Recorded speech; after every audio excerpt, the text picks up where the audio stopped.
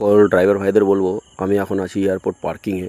পুরো ভিডিওটা দেখো তোমরা। এই দেখুন এয়ারপোর্ট পার্কিংয়ে এই যে গাড়িটা চলে এসছে ফাইন করার জন্য, যারা সাইডে দাঁড়িয়ে আছে তাদের জন্য। ভালো করে দেখুন, বিশাল বড় পার্কিং, তা সত্ত্বেও মানে বললে পারে এরা শোনে না। হ্যাঁ, বা এরা জেনে শুনে এগুলো করে। তো ভালো করে দেখুন, এই যে সামনে গাড়িটা দাঁড়িয়ে আছে, আমার পিক আপ এসে গেছে, আমি পিক আপ তুলতে যাচ্ছি। তো গাড়িটা যে দাঁড়িয়ে আছে তার সামনে একটা গাড়ি, প্রাইভেট নাম্বারের গাড়ি গাড়ি দেখুন তালা বার করছে গাড়ি থেকে এই যে তালা বার করে নিয়েছে। তারপরে দেখুন গাড়ি ড্রাইভার নেই, এইভাবে রেখে দিয়ে চলে গেছে। ও হয়তো জানি না যে কখন চলে আসবে। দেখুন এখন এনাকে তালা মেরে দেবে। ভালো করে দেখুন, আমি লুকিং গ্লাসটার দিকে ফলো করুন, এই দেখুন তালা মারছে। ঠিক আছে, তো আপনাদেরকে বলবো এয়ারপোর্ট এত বড় পার্কিং রয়েছে, প্রচুর বড় পার্কিং রয়েছে। প্রাইভেট গাড়ির জন্য ওপরে আছে, ওপরেও রাখতে পারো। আর আমাদের যেহেতু কমার্শিয়াল নিচে রাখি, কারণ আমাদের পিক আপ করতে গেলে আমাদের বাইরে বেরোতেই হবে, যার জন্য আমরা এখানে নিচে রাখি। ঠিক আছে, আর তোমাদেরও যদি ওপর থেকে পিক আপ হয়ে যায় বা চলে আসে ভেতরে, ওপর থেকে তুলে নিলে তারপর তোমরা ওপর দিয়ে বেরিয়ে যেতে পারবে।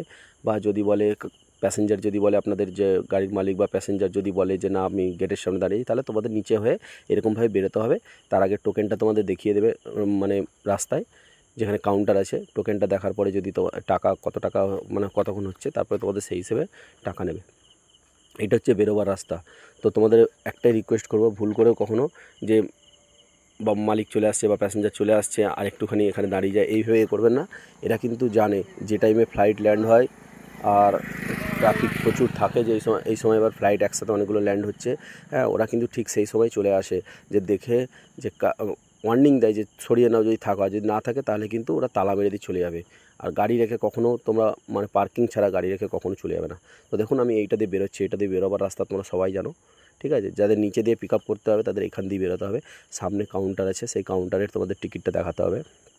ঠিক আছে, টিকিটটা দেখাবার পরে তোমরা যখন বেরোবে, তো প্রাইভেট গাড়ির লেন ভুল করেও তোমাদের একটা কথা মাথায় রাখবে তোমাদের, যে প্রাইভেট গাড়ির লেন কিন্তু এই যে ডান দিকে গাড়িটা যাচ্ছে এদিকে কখনোই তোমরা ঢুকে পড়বে না। ঠিক আছে, এদিকে আমাদের ক্যাব রোড, ডান দিকটায় তোমরা যাবে, ওই বাঁ দিকটায় যেদিকে গেটগুলো আছে। ঠিক আছে, ওই দিকে গিয়ে যেই গেটের সামনে তোমাদের লোক বা প্যাসেঞ্জার দাঁড়িয়ে থাকবে, তোমরা সেখান থেকে পিক আপ করে নিয়ে সোজা বেরিয়ে যাবে। সোজা গেলে আবার টিকিটটা চেক করবে যে টাইমের মধ্যে বেরোচ্ছে কি না, নাহলে ওরা তখন ওখানে টাকা নেবে আবার। ঠিক আছে, তো এই ডান দিক চেপে ডান দিকে ঘুরে গেলে এটা হচ্ছে ক্যাব রোড। ঠিক আছে,